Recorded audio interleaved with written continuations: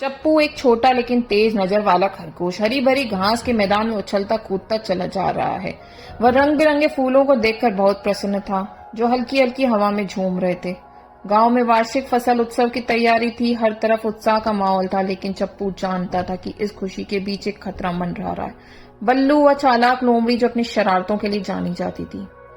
गांव के बीचों बीच जानवर रंगीन सजावट लेकर इधर उधर दौड़ रहे थे। इसी बीच चप्पू ने अपने दोस्तों को बुलाया और उन्हें बल्लू की संभावित शरारतों के बारे में चेतावनी दी। उसने गंभीर लेकिन आत्मविश्वास भरे स्वर में कहा, हमें सतर्क रहना होगा। बल्लू फसल उत्सव के लिए रखे गए खाने पर नजर गड़ाए हुए था। उसने चप्पू से ठान लिया था कि वह उसकी योजना को नाकाम करेगा।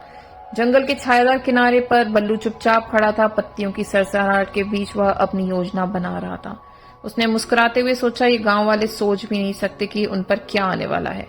लेकिन उसे यह पता नहीं था कि चप्पू पहले ही अपने खेल की शुरुआत कर चुका था। सूरज के डूबते ही आसमान नारंगी रंग से भर गया।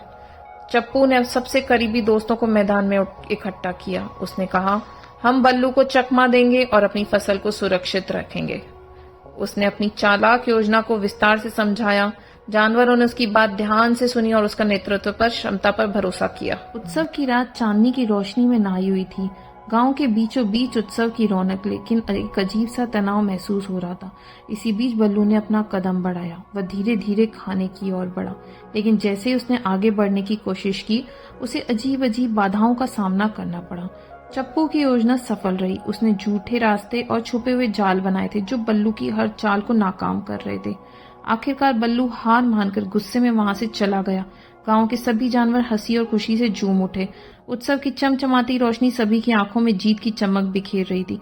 चप्पू, जो उस रात का सच्चा नायक था, वहां के दोस्तों ने उसे कंधे पर उठा लिया। चप्पू ने खुशी से चिल्लाया, अब उत्सव शुरू करें। संगीत और नृत्य से माहौल भर गया। यह केवल फसल का उत्सव नहीं, बल्कि एकता का था।